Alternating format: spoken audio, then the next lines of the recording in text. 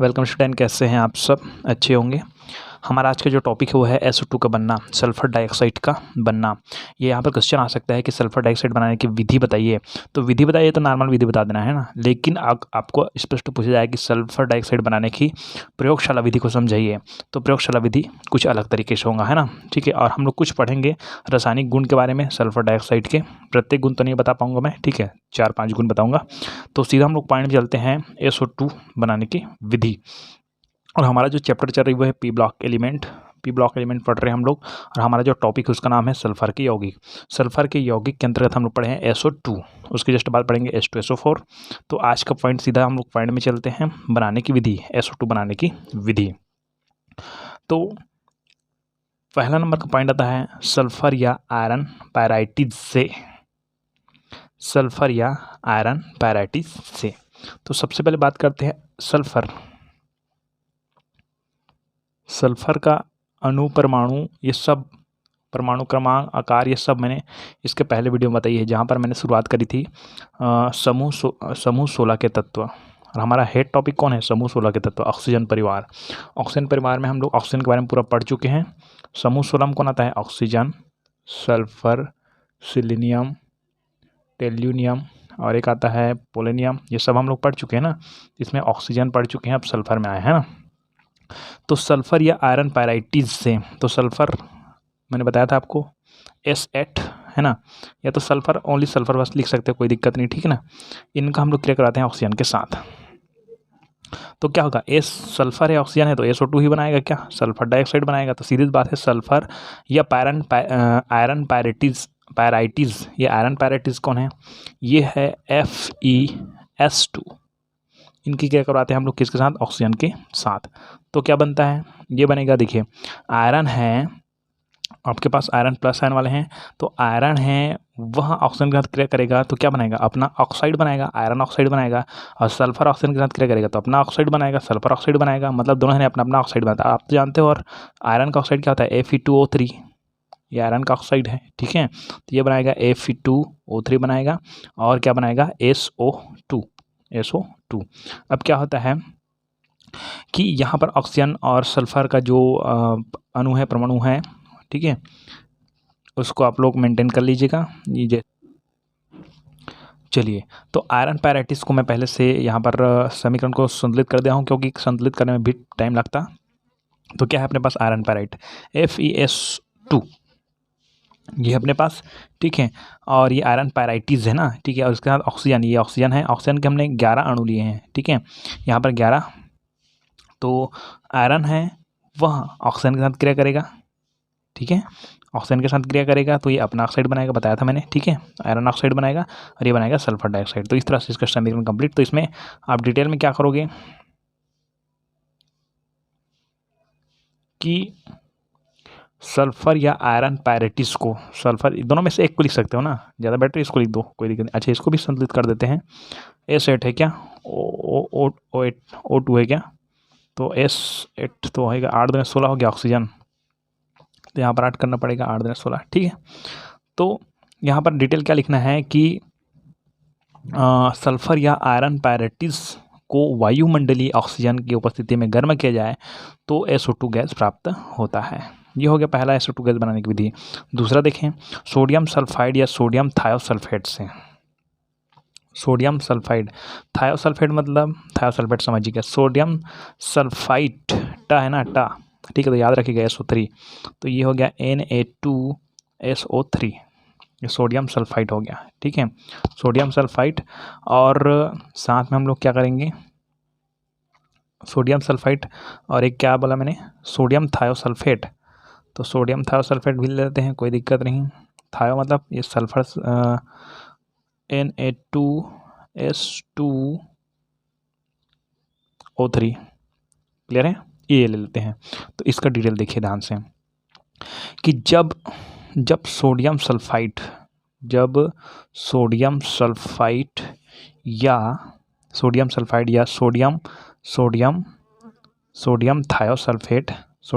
Thiosulphate को तनु HCl मतलब hydrochloric अम्ल, तनु HCl या H2SO4 वो भी चलेगा, दोनों में से किसी एक को लिखना, ठीक है ना।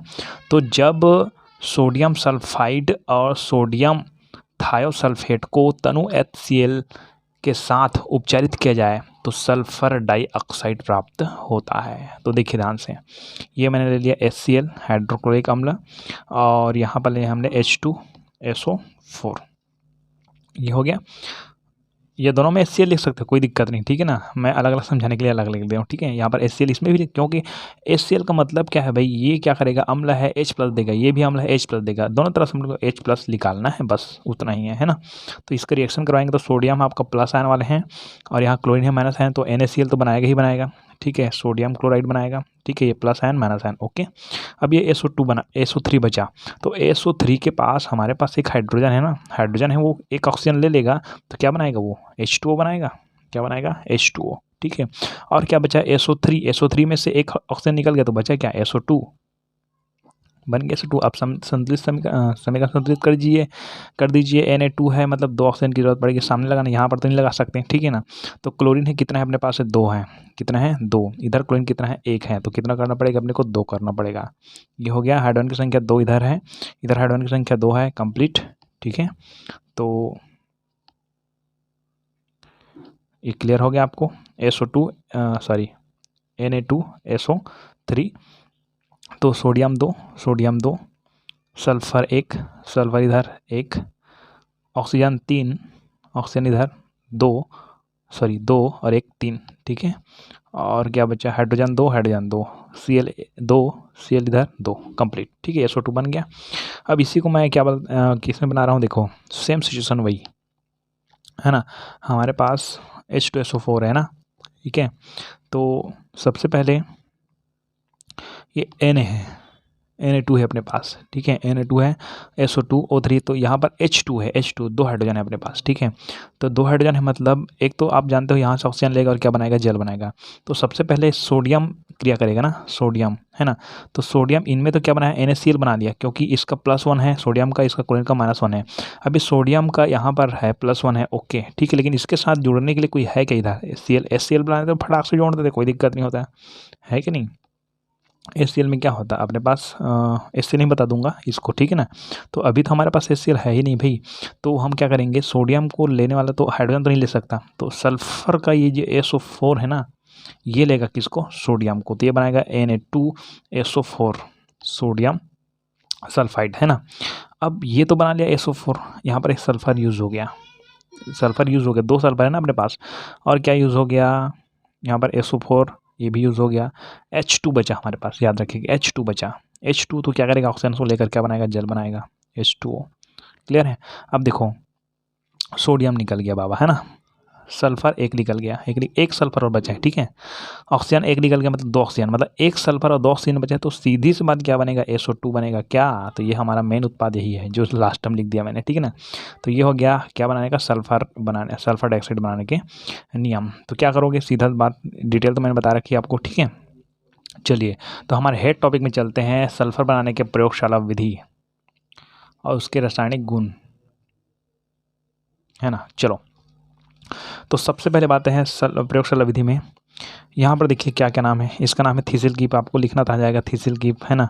यहाँ पर क्या डालेंगे, हम लोग डालेंगे H2SO4, वो भी क्या होगा, सांद्र होगा, ठीक है। सांद्र मतलब समझते हो ना, कंसंट्रेटिव, ठीक है, और डिल्यूटेड मतलब तनु हो गया, है ना।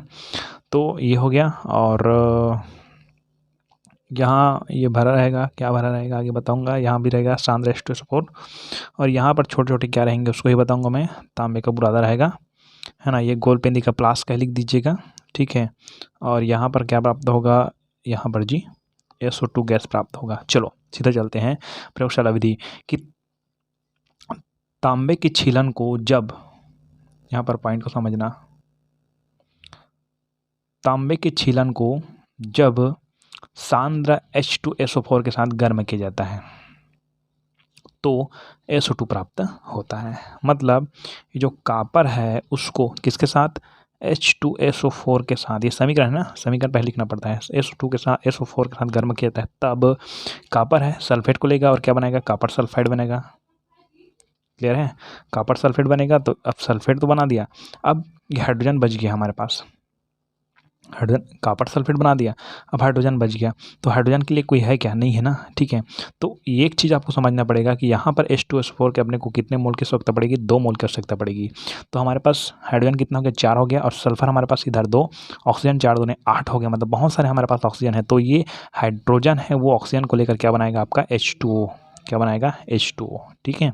अब क्या होगा, देखो कॉपर निकल गया, हाइड्रोजन निकल गया, यहाँ से ऑक्सीजन भी निकल गया, अब एक सल्फर निकल गया यहाँ से, देखो 2 सल्फर है हमारे पास, एक सल्फर निकल गया इस ग्रुप में, कॉपर सल्फेट ग्रुप में, है ना। अब एक सल्फर और बचा, तो वो सल्फर बनाएगा आपका SO2, ये गैस ग्रुप में, ठीक है। अब इसको मेंटेन कर दीजिए भाई, ये 2 हाइड्रोजन है क्या, 2 हाइड्रोजन इधर है, क्लियर है, मेंटेन तो हो ही गया शायद, है ना। ये सॉरी हाइड्रोजन 4 है जी इधर, 2 दूने 4, तो हाइड्रोजन इधर 2 कर देते हैं, ऑक्सीजन कितना हो गया, 2 इधर हो गया, और 4 इधर, ऐसे इसको सल्फेट में गिनते हैं, लेकिन यहाँ पर अलग अलग गिनेंगे तो भी कोई दिक्कत नहीं। 4 2 6, 6 2 8, 8 ऑक्सीजन ना, तो यहाँ पर SO4 देखो 4 दूने 8, 8 ऑक्सीजन हो गया, ठीक। अब चलते हैं हम लोग विधि में। विधि में क्या होता है कि तांबे के बुरादे को एक गोल पेंदी के फ्लास्क में लेकर, यहाँ पर देखिए तांबे के बुरादा, तांबे के बुरादा, तो तांबे के बुरादे को एक गोल पेंदी के फ्लास्क में लेकर सांद्र सल्फ्यूरिक अम्ल थिसिल कीप द्वारा नीचे डालकर गर्म करने पर SO2 गैस बनती है। एकदम एक लाइन ने बता दिया, ठीक है ना। मतलब यहाँ जो थिसिल कीप उसमें डालेंगे H2SO4, यहाँ से जाएगा H2SO4, यहाँ पर तांबे के जो छीलन है वो रहेगा, बुरादे वो रहेगा। जब इसको हम लोग क्या करेंगे, बर्नर लैंप के माध्यम से गर्म कर देंगे, गर्म करेंगे तो कौन सा गैस बनेगा, SO2 गैस बनेगा। इसको निकास नली के माध्यम से हम लोग SO2 गैस क्या कर सकते हैं, प्राप्त कर सकते हैं। SO गैस निकास नली से होती हुई गैस जार में एकत्रित कर ली जाती है। हाँ क्लियर है। यहाँ ये अलग क्यों बना है, क्योंकि जो यहाँ पर कुछ बचे हुए H2SO4 हमारे पास है ना, ठीक है, वो लिखने की भी जरूरत नहीं है ना। तो ये हो गया आपका प्रयोगशाला विधि। अब हम लोग पालते हैं इसके रासायनिक गुण में। तो रासायनिक गुण क्या क्या है, देखिए ध्यान से। तो सबसे पहला रासायनिक गुण है तापीय वियोजन, तापीय वियोजन, है ना। तो उच्च ताप पर किसका हम लोग रासायनिक गुण पढ़ रहे हैं, SO2 का, ठीक है।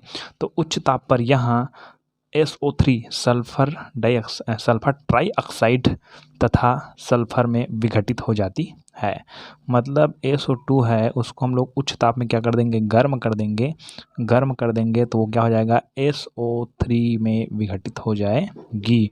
और SO3 के साथ साथ किसमें, तो आप सोचोगे कि SO2 से SO3 कैसे बनता होगा, ठीक है। तो यहाँ सिचुएशन देखिएगा थोड़ा सा ना। ऑक्सीजन की संख्या इधर कितना है, 2 है। ऑक्सीजन की संख्या इधर कितने हैं, 1 है। सल्फर की संख्या इधर देखो 2 है, 1 सल्फर 2 सल्फर, मतलब अपने को सल्फर कर सकता है, 2 सल्फर, मान लिया 2 सल्फर लगाता हूँ मैं, तो 2 दूनी 4 ऑक्सीजन हो गया, और इधर ऑक्सीजन 3 है। अब इधर 4 इधर 3, तो अपने को 1 तो नहीं लगा सकते, है ना, इसलिए 2 लगाएंगे। अब 2 लगाएंगे तो 3 दूनी 6 हो गया, तो ये 2 दूनी 4 है, तो इसको भी 6 करना पड़ेगा, लिए 3 लगाना पड़ेगा, ठीक है। तो सल्फर 3 हो गया ना, और सल्फर इधर 2, एक कितना हो गया, 3, कुल मिला के इधर सल्फर 3 इधर सल्फर 3, ऑक्सीजन 6 कंप्लीट, ठीक है। तो इसका तापीय वियोजन का गुण पाया जाता है, ठीक है। दूसरा है अम्लीय गुण। अम्ल क्या है, H+ देता है, सीधी बात है ना। तो ये जल में घुलकर अम्ल बनाती है, ये जल में घुलकर क्या बनाती है, अम्ल बनाती है। एक्चुअली में देखिए हमारे पास जब भी अम्ल के बारे में बात करते हैं तो कुछ H2SO4 ये अम्ल है, HCl अम्ल है, HNO3 ये अम्ल है, ठीक है। ये क्या करता है, ये H+ देता है, ये क्या करता है, H+ देता है, ये क्या करता है, H+, जो H+ देगा वही तो अम्ल है ना, ठीक है। तो H2SO3 ये आप पढ़े होंगे, सल्फर के ऑक्सो अम्ल, सल्फर के कौन सा है, ऑक्सो अम्ल, शायद नहीं पढ़े होंगे तो कोई दिक्कत नहीं, हम लोग जस्ट इसके एक वीडियो हम लोग पढ़ेंगे किसको, सल्फ्यूरिक अम्ल को पढ़ेंगे, उसके बाद हम लोग पढ़ेंगे सल्फर के ऑक्सो अम्ल, ठीक है। तो यहाँ पर एक बनता है H2SO3 ये वाला, ये इसको हम लोग बोल देते हैं आपका सल्फ्यूरस अम्ल, सल्फ्यूरस अम्ल। सल्फ्यूरिक अम्ल अलग है ना, सल्फ्यूरिक अम्ल H2SO4 है, और ये सल्फ्यूरस अम्ल है, ठीक है। चलिए तो सीधे बात हम लोग करते हैं अम्लीय गुण में। तो SO2 को क्रिया करवा देते हैं हम लोग किसके साथ, H2O के साथ क्रिया करवा देते हैं, है ना। तो क्या बनेगा ये H2SO3, ठीक है, एक कम लिख लेगा, ये एक को प्राप्त होगा, ठीक है, ओके। तो यहाँ पर ये अम्लीय गुण प्रदर्शित करता है। आ गया था अपचायक गुण। अपचायक गुण मतलब जो अपचयन का कार्य करता है। आगे देखें, आर्द्रता की उपस्थिति में, आर्द्रता मतलब नमी की उपस्थिति में SO2 एक अच्छा अपचायक है। SO2 H2O से क्रिया करके, किससे क्रिया करके, H2O से क्रिया करके एक नवजात हाइड्रोजन उत्पन्न करता है। यहाँ पर पूरा लिखा नहीं हूँ मैं, है ना। तो क्या लिखोगे आप, SO2 H2O से क्रिया करके एक नवजात हाइड्रोजन उत्पन्न करता है। तो कैसे करेगा, SO2, और अभी मैंने जस्ट बताया आपको कि SO2 का हम लोग H2O के साथ क्रिया करवा देते हैं, ठीक है। तो क्या बनता है, वो बनता है H2SO3। तो ये हो गया अम्लीय गुण प्रदर्शित कर रहा है, ठीक है ना। अब यहाँ, क्योंकि यहाँ से अम्लीय निर्माण हो रहा है ना, और यहाँ पर देखो ध्यान से, यहाँ पर क्या होता है कि SO2 है वो अगर पानी के 2 मोल से क्रिया करता है ना, तो ये तो बनाएगा आपका H2SO4। क्यों, क्योंकि हमारे पास अब ऑक्सीजन की संख्या क्या बढ़ गई है, 2 ऑक्सीजन इधर है, 2 ऑक्सीजन इधर है, ठीक है। तो कितना ऑक्सीजन हो गया, 4 ऑक्सीजन हो गया ना। सल्फर के साथ 2 ऑक्सीजन है, इधर 2 ऑक्सीजन है, तो कितना ऑक्सीजन, 4 ऑक्सीजन हो गया ना। तो SO4 बनाएगा। H2 है, 2 ऑक्सीजन है हमारे पास, ठीक है। और हमारे पास ये 2 दूने 4 हाइड्रोजन है। तो हाइड्रोजन की संख्या अगर 2 बढ़ाता हूँ तो फिर बढ़ जाएगी इसकी संख्या। तो यहाँ पर क्या होता है, वो 2 हाइड्रोजन, नवजात हाइड्रोजन, ठीक है, नवजात हाइड्रोजन क्या करता है, उत्पन्न करता है, ये याद रखिएगा, ठीक है। और इसके और बहुत सारे अपचायक गुण हैं, है ना, विरंजक गुण हैं, वो सब मैं गुण नॉर्मल नहीं बता रहा हूँ, है ना। तो आ गया है ऑक्सीकारक गुण। ये अपचयन करता है ना। अपचयन मतलब यहाँ पर हाइड्रोजन का मिलना, देखिए, ऑक्सीजन का मिलना है वो ऑक्सीकरण है, हाइड्रोजन का मिलना है वो अपचयन है, या ऑक्सीजन का अलग होना वो भी अपचयन है, ये याद रखेगा, ठीक है, ओके। तो आगे आता है ऑक्सीकारक गुण। ऑक्सीकारक गुण मतलब क्या करेगा, ये प्रबल अपचायकों की उपस्थिति में यह ऑक्सीकारक की भांति व्यवहार करने लगता है। मतलब क्या करेंगे, है ना, सीधी बात देखते हैं थोड़ा से।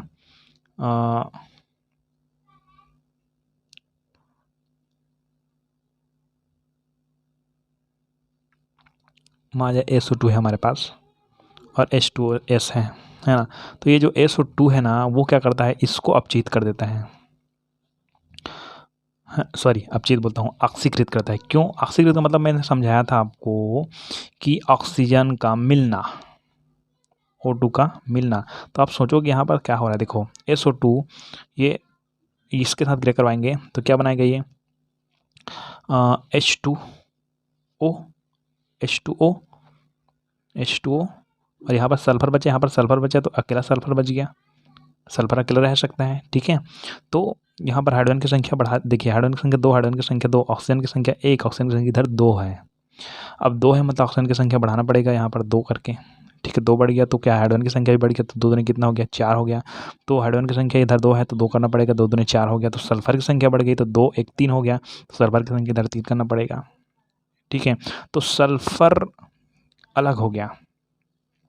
इस सल्फर के साथ कौन जुड़ा था, हाइड्रोजन, कौन जुड़ा हुआ था, हाइड्रोजन। यहाँ पर आपको समझना है कि केवल ऑक्सीजन का ही 11वीं पढ़े हो भाई, केवल ऑक्सीजन का मिलना ही ऑक्सीकरण नहीं होता है, हाइड्रोजन का अलग होना भी ऑक्सीकरण होता है, ठीक है। तो ये सल्फर से हाइड्रोजन क्या हो गया, अलग हो गया। मतलब ये जो SO2 है किसकी तरह कार्य करता है, ऑक्सीकारक की तरह क्या करता है, कार्य करता है, ठीक है। और बहुत सारे उदाहरण आपको मिलेंगे, ठीक है। तो इस तरह से आप यहाँ तक कंप्लीट कर लीजिए।